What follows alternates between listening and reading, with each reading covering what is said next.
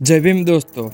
हिंदू समाज में अस्पृश्यता के कारण दलितों को मंदिर में प्रवेश नहीं मिलता था, जबकि वे वही देवी देवताओं की पूजा करते थे।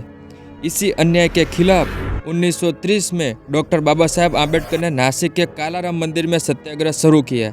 विरोध इतना हिंसक था कि दलितों की दुकानों से बहिष्कार हुआ, बच्चों के स्कूल बंद कर दी गई और 3 साल तक संघर्ष चला। लेकिन हिंदू समाज का दिल नहीं बदला। हालांकि यह आंदोलन से बाबा साहेब दिखाना चाहते थे कि अस्पृश्य हिंदू नहीं है। 23 जून 1932 को कोल्हापुर में दिए गए भाषण में बाबा साहेब ने कहा, महाड, नासिक और अन्य स्थानों पर किए गए सत्याग्रहों से मुझे यह विश्वास हो गया है कि हिंदुओं का अंतःकरण पत्थर और ईंट की दीवार जैसा निर्जीव है।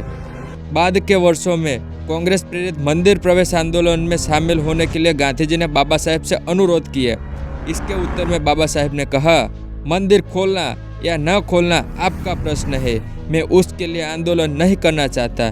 यदि आप मानते हैं कि मानव गरिमा का अपमान करना गलत है तो मंदिर खोलकर सज्जन बनिए, लेकिन यदि सज्जन बनने से अधिक आपको हिंदू बने रहना प्रिय है तो मंदिरों के द्वार बंद रखिए और कुएं के मेढक बने रहिए।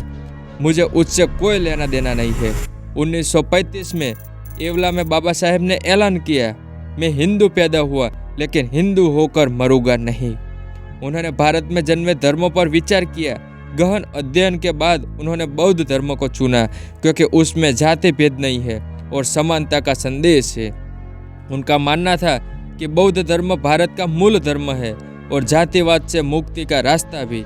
यही कारण था कि उन्होंने दलित समाज को आत्मसम्मान और बराबरी की दिशा में आगे बढ़ने का रास्ता दिखाया। जय भीम, जय संविधान।